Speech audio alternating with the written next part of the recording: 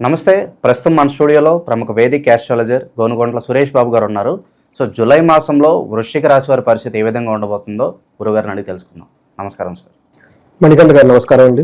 గురుగారు, జూలై మాసం ఆషాఢ మాసం ఓవరాల్గా వృశ్చిక రాశి వారి పరిస్థితి ఎలా ఉండబోతుంది, ఎలాంటి సిచ్యువేషన్స్ వీళ్ళు ఫేస్ చేయబోతున్నారు, ఎలాంటి జాగ్రత్తలు తీసుకోవాలి ఓవరాల్గా? సో వృశ్చిక రాశి వాళ్ళు కనుక మనం చూసుకుంటే పెద్దలకి చేంజెస్ ఏమి ఉండదండి. జూన్లో ఎలా ఉంటుందో మోరార్లెస్ అలానే ఉంటుంది. ఒక్క సూర్యుడు మాత్రం మారారు. ఈ మారటంతో కొంచెం వృద్ధి వస్తుంది, కొంచెం డెవలప్మెంట్ ఉంటుంది. బట్ జూన్ మంత్ ఎలా ఉందో దాన్ని ఆల్మోస్ట్ కాపీ పేస్ట్ మనం అనుకోవాలన్నమాట. పెద్దగా ప్లానెట్స్ అయితే ఎక్కడ చేంజెస్లో ఒక్క సూర్యుడు తప్ప. ఈ సూర్యుడు కూడా మిక్స్డ్ రిజల్ట్ని ఇస్తున్నారు అనమాట వీళ్ళకి.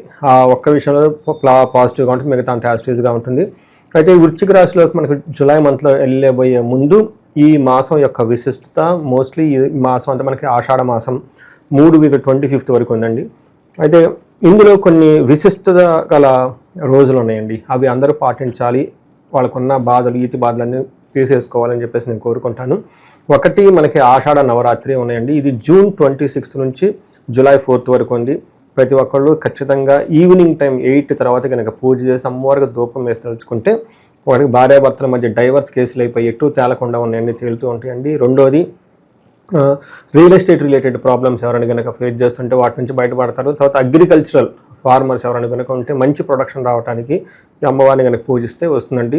ఇవి ఆషాఢ నవరాత్రులు అందరూ సెలబ్రేట్ చేసుకోవాలని చెప్పేసి నేను కోరుకుంటున్నాను. తర్వాత గురు పూర్ణిమ ఉందండి. అది మనకి జూలై 10th. గురు గ్రహంకి అనుకూలంగా ఎవరికైతే లేదో వాళ్ళు కనుక ఆ రోజున సద్వినియోగం చేసుకొని గురువులు పూజ చేసినా కానీ, ఆశ్రమాలు మఠాలు విజిట్ చేసినా కానీ చాలా పాజిటివ్ ఎనర్జీ వస్తుంది. తర్వాత మనకి తులాఏకాదశి కూడా ఉందండి జూలై 1st. ఇంట్లో కంటిన్యూస్గా ఏదో ఒక ప్రాబ్లం వాళ్ళు ఫేస్ చేస్తుంటే ఈ ప్రాబ్లం అయిపోయింది, ఇంకొక ప్రాబ్లం అయిపోయింది, అలా చైనా ప్రాబ్లమ్స్ అన్నీ ఒక ఇంట్లో తిరుగుతూ ఉంటే బయట అన్ని ప్రాబ్లమ్స్ వాళ్ళు ఫేస్ చేస్తుంటే తొలి ఏకాదశి రోజున ఇంటిలో మహాన్యాసపూర్వక ఏకాదశి రుద్రాభిషేకం చేయించుకొని వేద ఆశీర్వాదం ఫ్యామిలీ మెంబర్స్ మొత్తం కనుక తీసుకుంటే ఈ ప్రాబ్లమ్స్ బయటపడే అవకాశం ఎక్కువగా ఉంది. ఆ రోజు కూడా చాలా విశిష్టత కలిగిన రోజు. తర్వాత నాగ పంచమి అని ఉందండి. ఇది మనకి జూలై 29th మంత్ ఎండ్లో ఉంది. ఎవరికైతే కనుక వివాహంలో కనుక ప్రాబ్లమ్స్ ఉన్నాయి, సంతాన విషయంలో ప్రాబ్లం ఉంది, వీటికి సంబంధించిన వాళ్ళకి సమస్యలతో ఉంటే ఆ రోజు కనుక చక్కగా భక్తితో కనుక సెలబ్రేట్ జరుపుకుంటే వాళ్ళకు కూడాను ఆ ప్రాబ్లం నుంచి బయటపడతారు. ఇవన్నీ గోల్డెన్ స్టాండర్డ్ ప్రాక్టీసెస్ అండి, అనాదిగా వస్తున్నాయండి. ఇప్పుడు సెలబ్రేట్ చేసుకుంటే చాలా బాగుంటుంది. తర్వాత మనకి గ్రహస్థితి కనుక చూసుకుంటే ఇందులో వృశ్చిక రాశి వాళ్ళకి విశాఖ 4 పాదం, అనురాధ 1, 2, 3, 4 పాదాలు, జ్యేష్ఠ 1, 2, 3, 4 పాదాలు అంతా మనకి వృశ్చిక రాశిలోనే ఉంటాయి. పేరు బలంగా మనం చూసుకుంటే వీళ్ళకి తో, నా, నీ, ను, నే, నో, యా, ఈ, యు అన్నంతా కూడా మనకి వృశ్చిక రాశిలోనే ఉంటాయండి.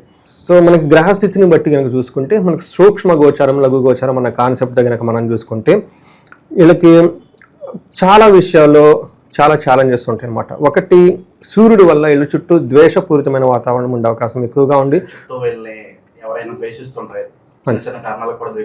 ద్వేషిస్తూ ఉంటారు. 8వ ఇంట్లో కుజుడు ఉండటం వల్ల అది మళ్ళీ ప్రొఫెషన్ మ్యాటర్స్లో ఇబ్బంది పడే అవకాశం ఎక్కువగా ఉంటుంది.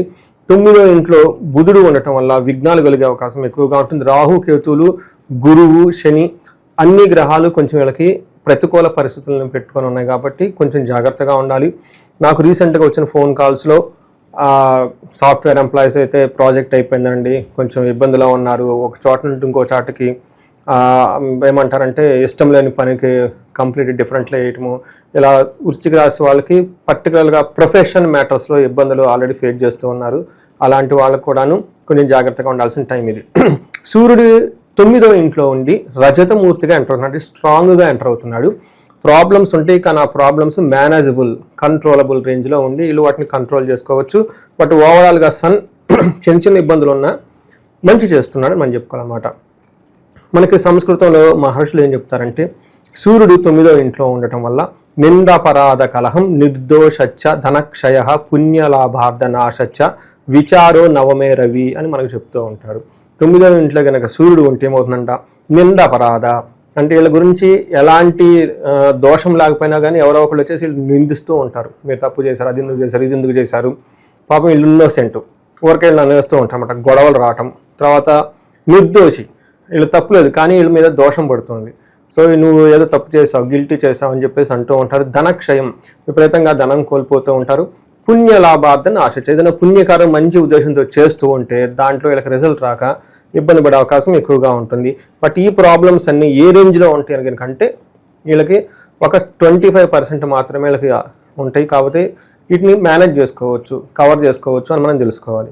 10వ ఇంట్లో కుజుడు ఉండటం వల్ల ఇది కూడాను అంత మంచి పొజిషన్ కాదు. అప్ టు జూలై 28 వరకు కుజుడు ప్లస్ 10th హౌస్లో కేతు కూడా ఉండటంతో వీళ్ళకి చాలా ఇబ్బంది పడే పరిస్థితులు ఎక్కువగా ఉన్నాయి. జాగ్రత్తగా ఉండాలి. మనకి డెడ్లీ కాంబినేషన్ అంటారు, ఏదైనా మార్స్ కుజ కలిసి ఉంటాయి, అది వీళ్ళకి 10th హౌస్లో ఉన్నారు. అందుకని ప్రొఫెషన్లో చాలా అన్సర్టనిటీ ప్రాబ్లమాటిక్గా ఉంటుంది.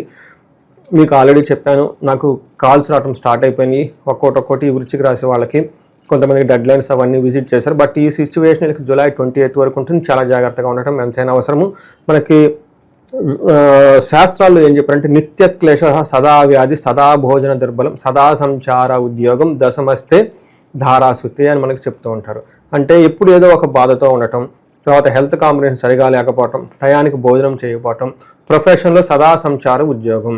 అంటే వీళ్ళకి కుదురుగా ఉండరు అనమాట. పాపం ఈ టెన్షన్ ఆ టెన్షన్ అటు ఇటు ఉరుకులు పరుగులు పెడితే అసలు వ్యయ ప్రయాసలతో ఉంటామా పోతామా ఏంటి అని నిద్ర పట్టకుండా ఉండే అవకాశం ఎక్కువగా ఉంటుంది. ధనం కోల్పోతామనే భయం కూడా వీళ్ళకి ఎక్కువగా ఉండే అవకాశం ఎక్కువ ఉందండి. టోటల్గా మనకి సూర్యుడు కుజుడు సరిగా లేరు. దీనితో పాటు శుక్రుడు కూడాను వీళ్ళకి అంత అనుకూలంగా లేరండి.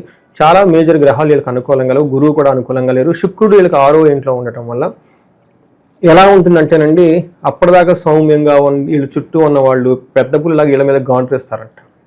అందుకని చెప్పేసి ఇది విరోధ శత్రుపీడాం జ్ఞాతీనాంచ విరోధద ఆయాసో ధారాపుత్రై ద్వేషే షష్ఠే భృగునందనే. అంటే ఇంట్లో పిల్లలు పుత్రుడు భార్య వీళ్ళతో గొడవ పడుతుందంట, వీళ్ళ ఆయాసం వచ్చేస్తుందంట ఆ గొడవకి. తర్వాత జ్ఞాతీనాం పీడాంచ అంటే శత్రువులు బంధువులతో గొడవలు, శత్రువుల పీడ విరోధము, తర్వాత వృధా ప్రయాణాలు ఇవన్నీ ఎక్కువ ఉండే అవకాశం ఎక్కువగా ఉంది. టోటల్గా ఇంట్లో కానీ బయట కానీ వీళ్ళకు కొంచెం ఛాలెంజెస్ ఎక్కువగా ఉంటాయి. ఈ టైంలో వీళ్ళు కొంచెం ఆధ్యాత్మికంగా ఉండటం చాలా అవసరం. తర్వాత వీళ్ళకి లవ్ రొమాన్స్, తర్వాత స్పౌస్ విషయంలో భార్యాభర్తల మధ్య అన్యోన్యత ఇవన్నీ బాగానే ఉంటాయి. బట్ ఖర్చులు విపరీతంగా ఉంటే అవి శుభకార్యాల గురించి ఖర్చులు పెడుతూ ఉంటారు. సో మనం చూసుకుంటే జూన్ మంత్ కూడా ఆల్మోస్ట్ ఇదే సిచ్యువేషన్ నెలకొంది. అది జూలై 28 వరకు ఇది ఆల్మోస్ట్ కంటిన్యూ అవుతూ ఉందని మనం చెప్పుకోవాలండి. ఇక గురుగారు ఈ రాశిలో ఏ నక్షత్రాల వాళ్ళు ఉంటారు, స్పెసిఫిక్గా వాళ్ళకి ఎలా ఉండబోతుంది ఈ నెల? మనకి విశాఖ అనురాధ జ్యేష్ఠ 3 నక్షత్రాలు ఉంటాయి. విశాఖ నక్షత్రం కనుక చూసుకుంటే వీళ్ళకి పాజిటివ్ సైడ్లో ఈ మంత్ అంతా క్షేమంగా ఉంటారు. తర్వాత ఫారిన్ వెళ్ళే అవకాశం ఎక్కువగా ఉంటుంది. ఛాలెంజెస్ కనుక చూసుకుంటే వీళ్ళకి దరిద్రము, దేహ పీడనము, రోగము అని చూపిస్తుంది. అంటే డిసీజ్ వస్తుంది, వీళ్ళ శరీరం వీళ్ళకి బాధిస్తుంది, డబ్బుకైతే ఇబ్బంది పడుతూ ఉంటారు. తర్వాత అనురాధ నక్షత్రం వాళ్ళకి క్షేమంగా ఉంటారు. ఫారిన్ వెళ్ళాలి అనుకున్న వాళ్ళకి చాలా అనుకూలంగా ఉంటుంది. వీళ్ళకి రోగము, దరిద్రము, దేహ పీడనము అంటే వీళ్ళ శరీరం వీళ్ళని బాధిస్తుంటుంది, ఏదో ఒక రోగం ఉంటూ ఉంటుంది. ఫైనాన్షియల్గా కూడా చాలా ఇబ్బంది పడే సిచ్యువేషన్ ఉంటుంది. జ్యేష్ఠ నక్షత్రం వాళ్ళకి వీళ్ళకి క్షేమంగా ఉంటారు, కానీ అతి భయము, దరిద్రము, రోగము, పరవాసము అని చూపిస్తుంది. అంటే ఒక రకంగా చెప్పాలంటే వీళ్ళకి కొంచెం ఓవరాల్ క్షేమంగా అయితే ఉంటారు, కానీ చాలా ఛాలెంజెస్ మనకి అంగగోచారం ప్రకారం ఇలాంటి గ్రహస్థితి ప్రకారం నక్షత్రం ప్రకారం కూడా చూపిస్తూ ఉంది. కొంచెం మీరు జాగ్రత్తగా ఉండాల్సిన టైం ఎంతైనా ఉందండి. ఓకే గురుగారు, స్పెసిఫిక్గా ఆషాఢ మాసం కాబట్టి ఎలాంటి పరిహారాలు ఈ టైంలో వీళ్ళకి బాగా అవసరం అంటారు? మనం ఫస్ట్ చెప్పుకున్న పరిహారాలు మొత్తం వీళ్ళు కంపల్సరీ చేయాలండి.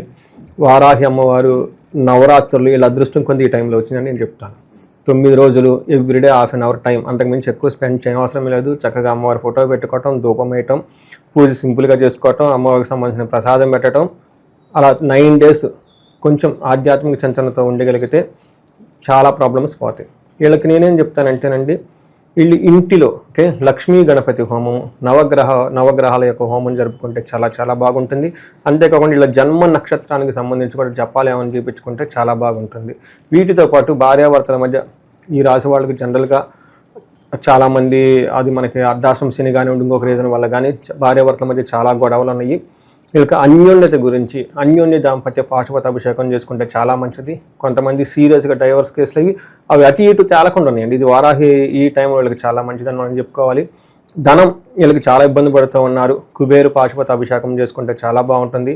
ప్రొఫెషనల్ ఎవరైనా కనుక బాగా ఇబ్బందులు పడుతూ ఉంటే వీళ్ళు మన్యు పాశుపత అభిషేకం కానీ మన్యు పాశుపత రుద్ర హోమం కానీ చేయించుకుంటే వీళ్ళకి చాలా బాగా కలిసి వస్తుందండి.